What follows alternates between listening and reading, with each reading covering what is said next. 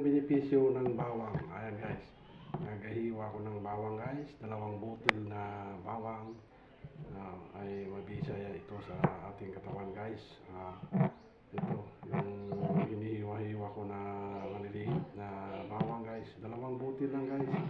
Mas mabisa kasi itong fresh na bawang kasi yung lulutuin.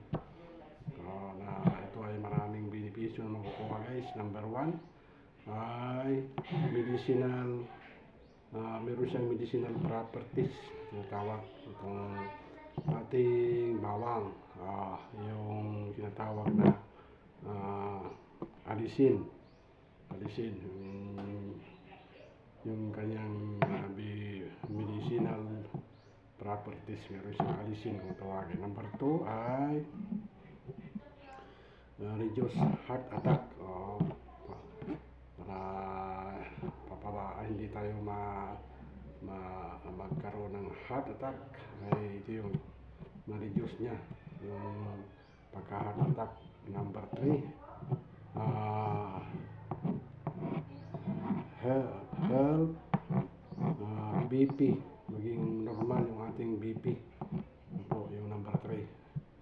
Number 4, ito yung meron siyang anti-cancer. Itong bawang. Number 5 ay antimicrobial. Nagkaroon tayo ng mga microbial sa katawan, mga anti-fungi, mga ganon. So, support, meron ba tayong support bone health, ay yung ating mga buto, ay titibayin niya ang ating buto. Number 7 ay yung i-prevent niya mga sipon, pangkaraniwan mga sipon, ubo. Number 8 ay protect brain, yung ating utak ay protektahan niya, hindi tayo magkaroon ng Alzheimer, kakalimutin, mga ganon.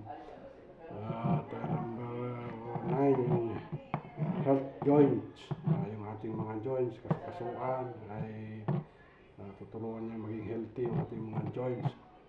At number 10 ay tutulungan tayong hindi madaling mapagod. Ito tayo pa yung nag-exercise, mag-jogging, ay hindi tayo madaling mapagod pag tayo po yung makain ng bawang.